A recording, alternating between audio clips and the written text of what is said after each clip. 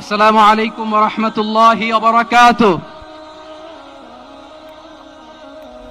আমাকে আজকের এই জনসমুদ্রকে শান্ত করার জন্য বলা হয়েছে। আমি জানি না আপনারা কি শান্ত হবেন না অশান্ত হয়ে যাবেন।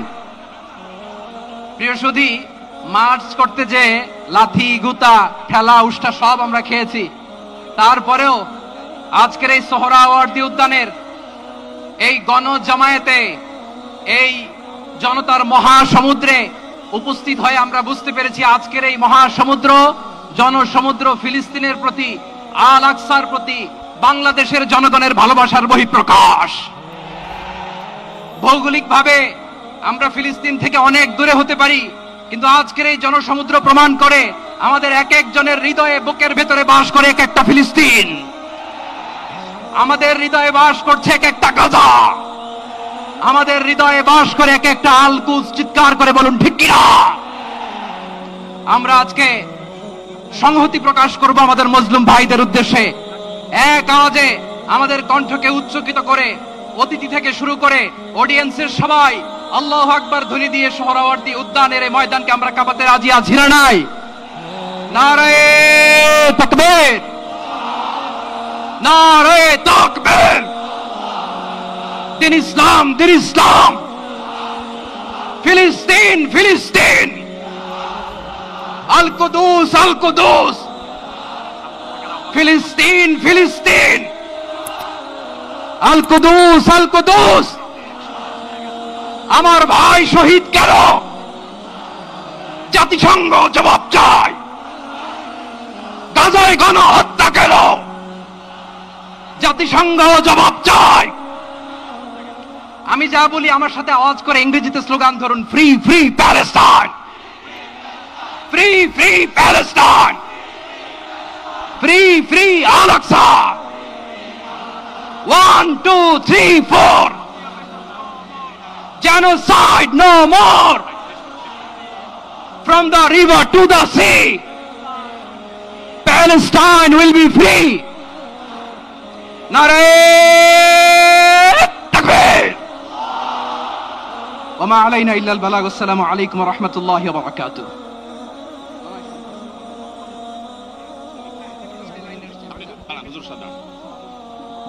সময়ত উপস্থিতি, আমরা শুধুমাত্র আপনাদেরকে শান্ত করবার জন্য কিছু স্লোগান দেওয়ার চেষ্টা করেছি। আমি এই মুহূর্তে মঞ্চে ডেকে নিচ্ছি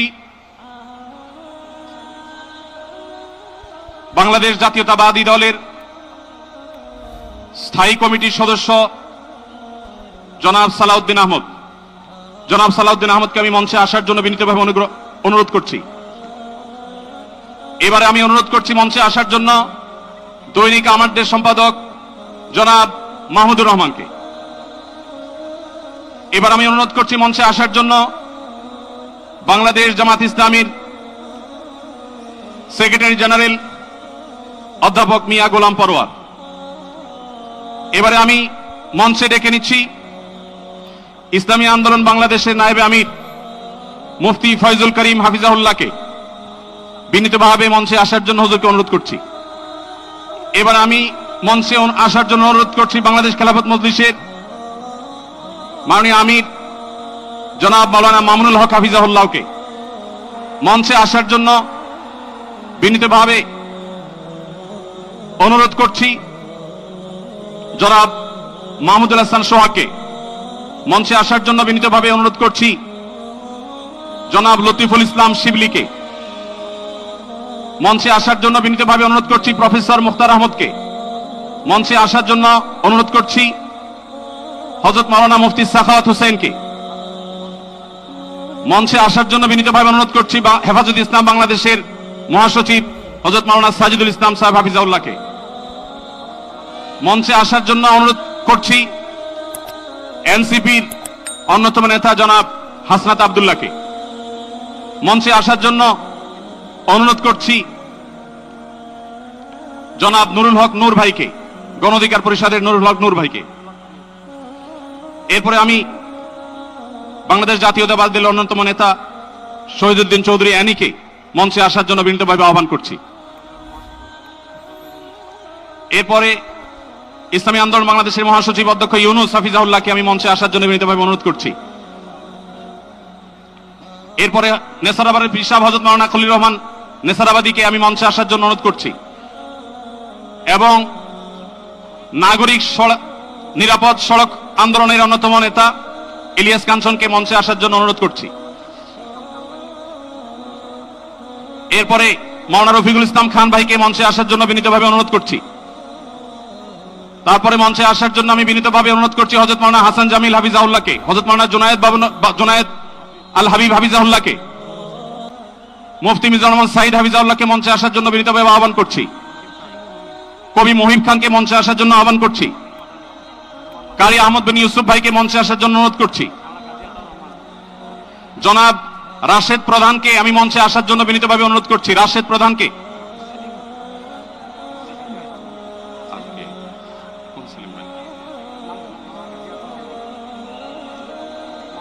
খেলাফত মজলিসের মহাসচিব জনাব অধ্যাপক আহমদ আব্দুল কাদেরকে মঞ্চে আসার জন্য অনুরোধ করছি।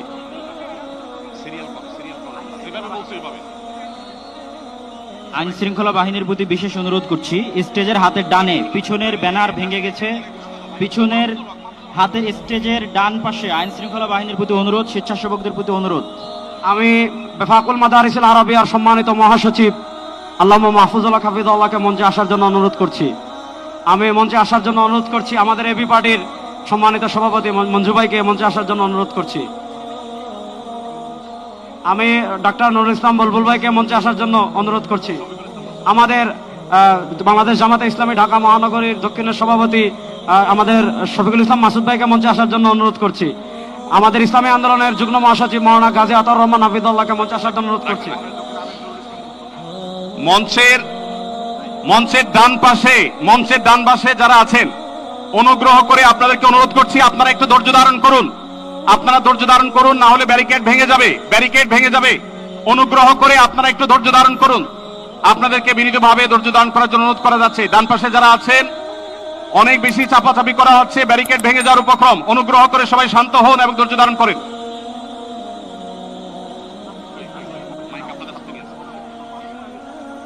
আমি মঞ্চে আসার জন্য অনুরোধ করছি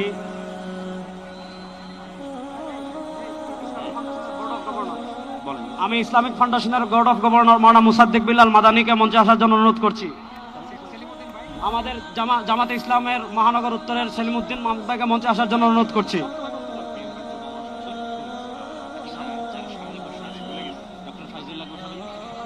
মঞ্চের ডান পাশে দৃষ্টি আকর্ষণ করছি, স্বেচ্ছাসেবক এবং আইন শৃঙ্খলা বাহিনীর দৃষ্টি আকর্ষণ করছি। মঞ্চের ডান পাশে একটু নিরাপত্তা জোরদার করুন, ব্যারিকেড ভেঙে যাচ্ছে, একটু দয়া করে দেখুন। ডক্টর ফয়জুল্লাহ ভাইকে মঞ্চে আসার জন্য অনুরোধ করছি। ডক্টর ফয়জুল্লাহ, আর কার নাম বলেন?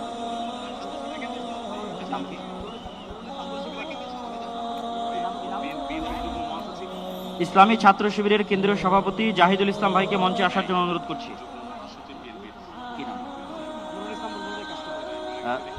বাংলাদেশ জামাত ইসলামের নুরুল ইসলাম বুলবুল ভাইকে মঞ্চে আসার জন্য অনুরোধ করছি। বাংলাদেশ জামাত ইসলামের নুরুল ইসলাম বুলবুল ভাইকে। ঢাকা মহানগর দক্ষিণের আমির।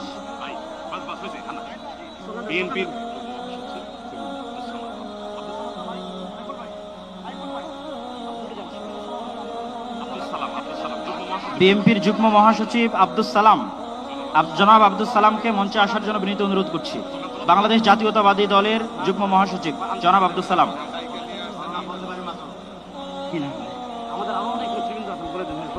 Bangladesh labour party doctor Mustafizur Rahman Iran, তাকে মঞ্চে আসার জন্য বিনীত অনুরোধ করছি। আমাদের এখানে আমি দৃষ্টি আকর্ষণ করছি, আমাদের এখানে আজকে এটা নির্দিষ্ট কোনো দল, নির্দিষ্ট কোনো মত, নির্দিষ্ট ঘরানার সমাবেশ নয়। আজকের এই গণজমায়েত বাংলাদেশের সব ঘরানার শীর্ষ সকলের যারা এসেছেন, আমাদের সকলের আজকের এই সমাবেশ। আমরা আরো যারা আসছেন তাদেরকে ধন্যবাদ জানাচ্ছি, আন্তরিক ধন্যবাদ জানিয়ে আমরা আমাদের পরবর্তী কার্যক্রমে যাচ্ছি ইনশাআল্লাহ। আমাদের ঢাকা সাংবাদিক ইউনিয়নের সভাপতি, জামাত ইসলামের নেতৃবৃন্দ, হেফাজতে ইসলামের নেতৃবৃন্দ, ইসলামী আন্দোলন নেতৃবৃন্দ, বাংলাদেশ খেলাফত মজলিসের নেতৃবৃন্দ, আমাদের এবি পার্টির নেতৃবৃন্দ, এনসিপির নেতৃবৃন্দ, আরো যত আমাদের নুরবাইর সংগঠন, সব সংগঠনের এখানে এত নেতৃবৃন্দ এসেছেন আমার নাম বলে শেষ করতে পারবো না। সকলকে আমরা আমাদের অন্তঃস্থল থেকে শুকরিয়া আদায় করে আমরা আমাদের পরবর্তী কার্যক্রমে যাচ্ছি ইনশাআল্লাহ। ভাই, যারা ডান পাশে, মঞ্চের ডান পাশে যারা বিশৃঙ্খলা করছেন, আপনাদের করজোড় করে আমরা অনুরোধ করছি, কোনো দুর্ঘটনা যেন না ঘটে। সবাই শান্ত হন, সবাই শান্ত হন। মঞ্চের ডান পাশে যারা আছেন তারা শান্ত হন। অনুগ্রহ করে সবাইকে শান্ত হওয়ার জন্য অনুরোধ করছি। তাই না?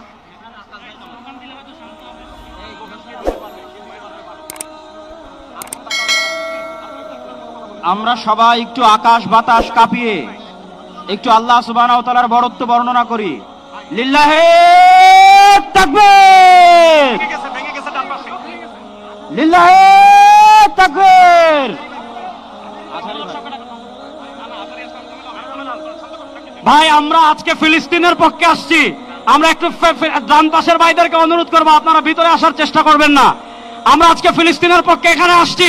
ফিলিস্তিনের পক্ষে আমরা আছি না না ইনশাআল্লাহ? গাজার মুসলমানের পক্ষে আমরা আছি না না ইনশাআল্লাহ? এই যে আমার প্রিয় যুবক ভাইয়েরা, এই যে free free Palestine, free free Palestine, from the river to the sea, Palestine will be free. আজকের প্যালেস্টাইন সলিডারিটি মুভমেন্টের আয়োজনে আজকের যে মার্চ ফর গাজা প্রোগ্রামে এই স্টেজ থেকে যে নির্দেশনা আসবে সুশৃঙ্খল ভাবে প্রোগ্রামকে সাকসেসফুল করার জন্য, আমরা কি আহ্বানগুলো শুনতে রাজি আছি? আওয়াজ করে বলতে হবে, আমরা কি রাজি আছি সবাই? এই যে যুবক ভাইয়েরা, বিশৃঙ্খলা করা যাবে না, আল্লাহর হস্তে, আল্লাহর হস্তে। আমাদের পুলিশ ভাইরা মাঝখানে আছে, তাদেরকে স্টেজে আসতে দিতে হবে আল্লাহর হস্তে।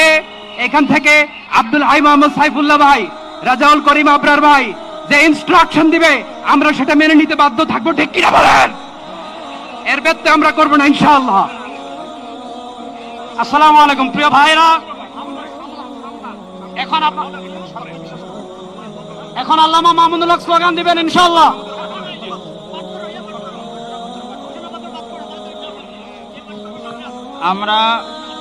আমরা আমাদের এই অনুষ্ঠানের ঘোষণাপত্র, আমরা আমাদের এই অনুষ্ঠানের ঘোষণাপত্র পাঠ করার জন্য বিনীত অনুরোধ করছি দৈনিক আমার দেশের সম্পাদক মাহমুদুর রহমানকে। আমরা আজকের এই অনুষ্ঠানের ঘোষণাপত্র পাঠ করার জন্য বিনীত অনুরোধ করছি দৈনিক আমার দেশের সম্পাদক মাহমুদুর রহমানকে। আর এই ঘোষণাপত্রে আমাদের সকলের আজকের বক্তব্য। দয়া করে আমরা শৃঙ্খলা বজায় রাখি। পুলিশ বাহিনী, আইন শৃঙ্খলা বাহিনীকে অনুরোধ করছি, সবাই যেখানে যে আছেন সেখানে অবস্থান করেন, আর সামনে আসবেন না।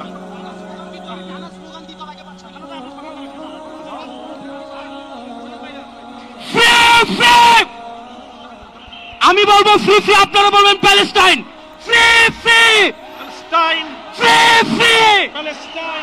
সবার ফিলিস্তিনের পতাকা উপরে দেখতে চাই। ফ্রি ফ্রি, সবাই বসেন, সবাই বসেন, সবাই বসে যান, সবাই বসেন, ওই সবাই। Free free, free free, free free, free free, from the river to the sea.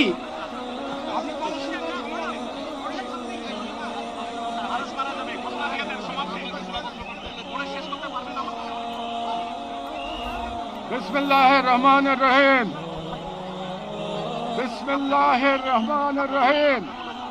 আল্লাহর নামে শুরু করছি, যিনি পরাক্রমশীল, পরাক্রমশালী, যিনি ন্যায় বিচার প্রতিষ্ঠাকারী, যিনি মজলুমের পাশে থাকেন আর জালিমের পরিণতি নির্ধারণ করেন। আজ আমরা বাংলাদেশের জনতা যারা জুলুমের ইতিহাস জানি, প্রতিবাদের চেতনা ধারণ করি, সমবেত হয়েছি গাজার মৃত্যু ভয়হীন জনগণের পাশে দাঁড়াতে। আজকের এই সমাবেশ কেবল প্রতিবাদ নয়, এটি ইতিহাসের সামনে দেওয়া আমাদের জবাব, একটি অঙ্গীকার, একটি শপথ। এই পদযাত্রা ও গণজামায়াত থেকে আজ আমরা 4টি স্তরে আমাদের দাবি সহ উপস্থাপন করব।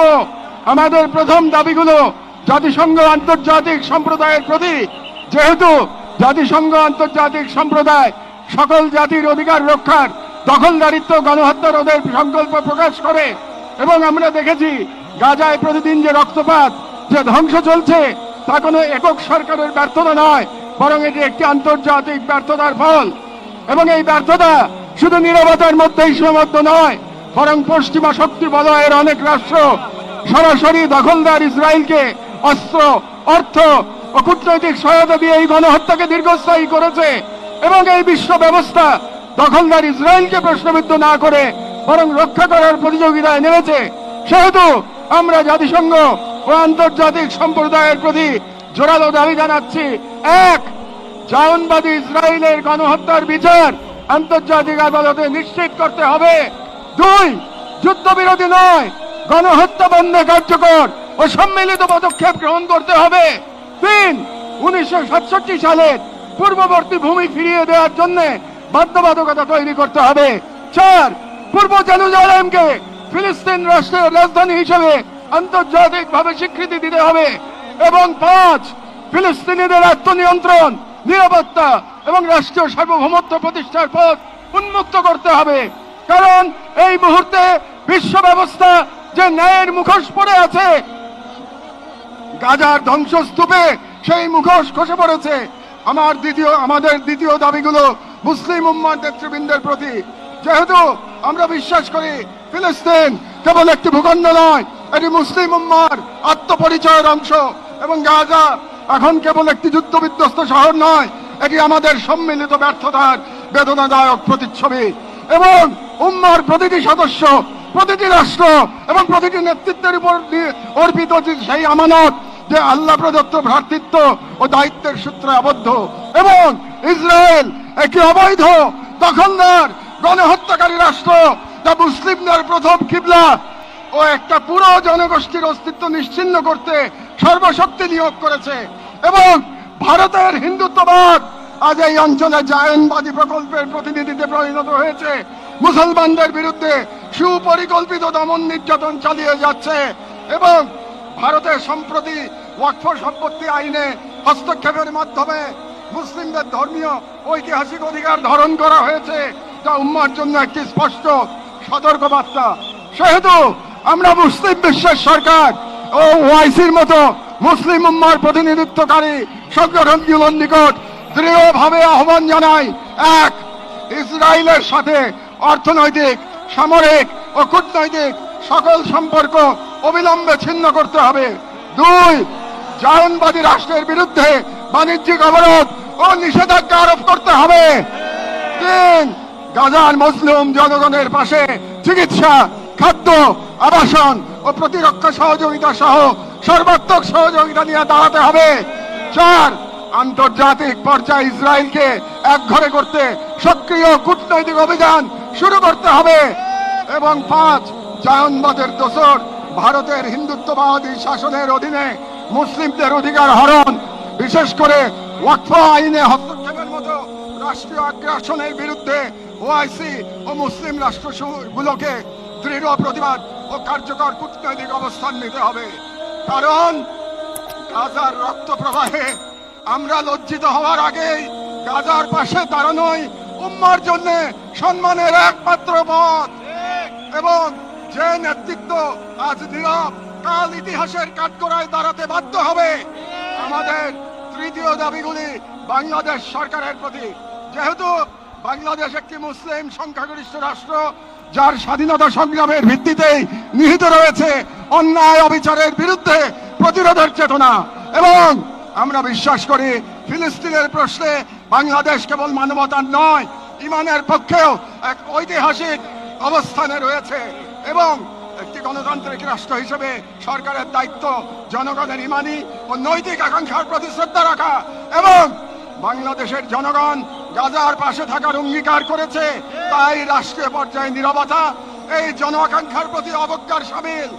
সেহেতু আমরা বাংলাদেশ সরকারের প্রতি দৃঢ়ভাবে আহ্বান জানাই, এক, বাংলাদেশি পাসপোর্টে অ্যাকসেপ্ট ইসরায়েল শর্ত পুনর্বহাল করতে হবে এবং ইসরায়েলকে রাষ্ট্র হিসেবে স্বীকৃতি না দেওয়ার অবস্থান আরো সুস্পষ্টভাবে প্রকাশ করতে হবে।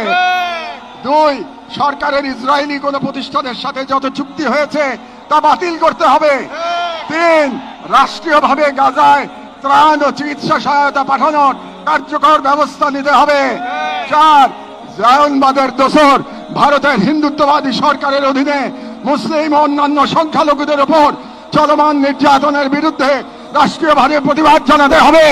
যেহেতু হিন্দুত্ববাদ আজ শুধু একটি স্থানীয় মতবাদ নয়, বরং আন্তর্জাতিক জায়নিস্ট ব্লকের অন্যতম দোসর। 6 পাঠ্য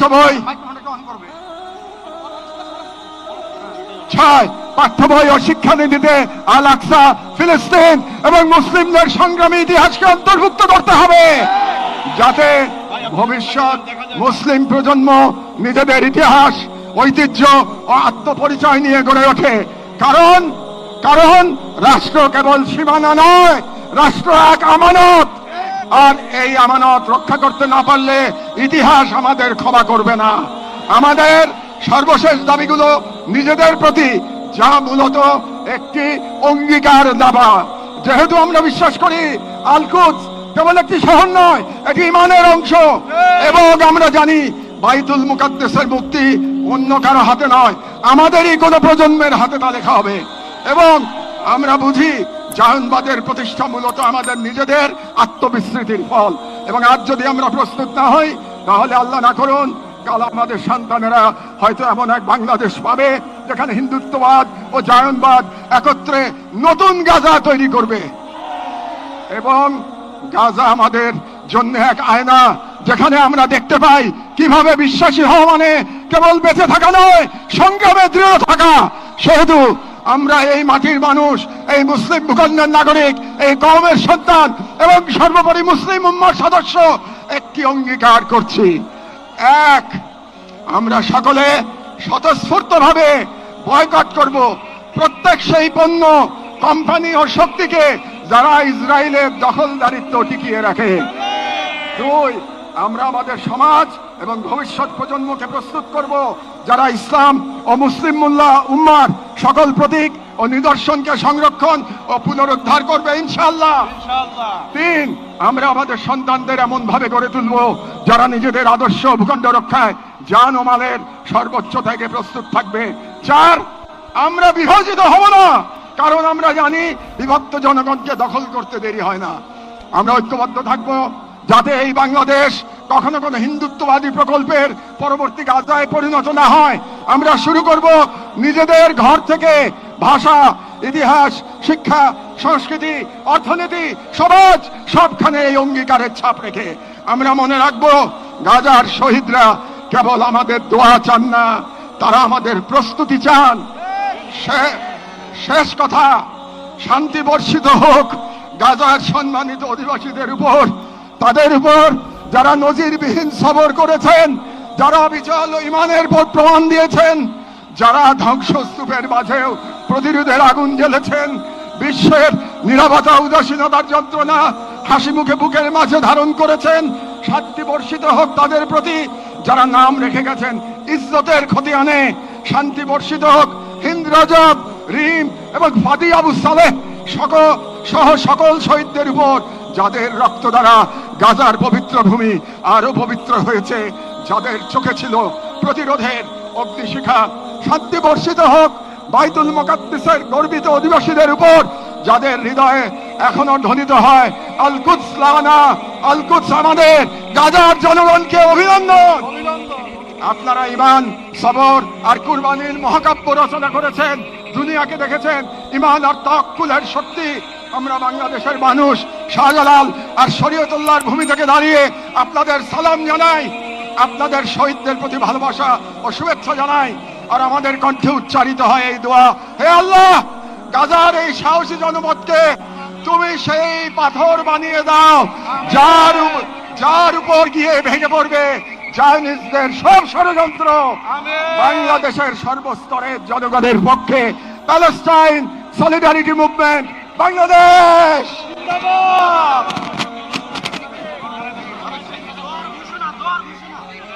ফিলিস্তিন